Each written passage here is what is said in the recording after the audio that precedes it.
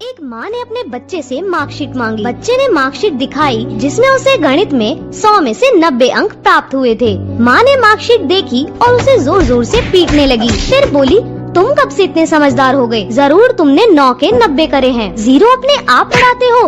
बोल बोल कर बस उसे पीटे ही जा रही थी और बच्चा बेचारा रोए जा रहा था। बच्चा हाथ जोड़ जोड़ कर बोल रहा था कि माँ, मैंने 0 नहीं बढ़ाया, मगर माँ कुछ सुनने के मूड में नहीं थी और उसे बस पीटे ही जा रही थी। 3 साल बाद माँ ने अपने बच्चे से फिर से पूछा कि सच सच बताओ, तुमने 0 बढ़ाया था? बच्चे ने कहा, नहीं माँ, मैंने 0 नहीं बढ़ाया था। माँ ये सुनकर फिर से गुस्सा हो गई और बच्चे को पीट कर चली गई। फिर बच्चा रोते हुए बोला कि दोस्तों, मैंने 0 नहीं बढ़ाया था, मैंने तो 0 के आगे 9 बढ़ाया था। और ये बात दूर खड़ी माँ ने सुन ली और आगे क्या हुआ आप देख ही सकते हैं।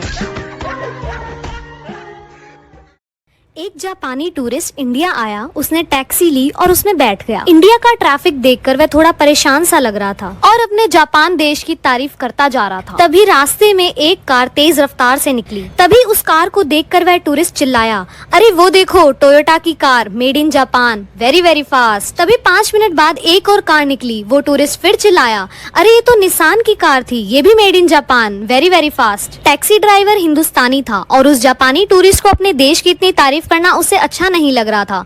अब उस टैक्सी ड्राइवर को थोड़ा गुस्सा आ रहा था। तभी एक और कार बड़ी तेजी से निकली। जापानी टूरिस्ट फिर चिल्लाया, अरे ये तो होंडा की कार है, made in Japan, very very fast. अब टैक्सी ड्राइवर के सब्र का बांध टूट गया और उसने अपनी टैक्सी रोकी और टैक्सी मीटर की तरफ इशारा किया और कहा, सर 500 रुपए। उस जापानी टूरिस्ट ने कहा, अरे अभी तो 15 मिनट भी नहीं हुए, थोड़ी सी देर के 500 रुपए, ये तो बहुत ज्यादा है। टैक्सी ड्राइवर मुस्कुरा कर बोला, सर ये मीटर मेड इन इंडिया है, बहुत तेज, वेरी वेरी फास्ट।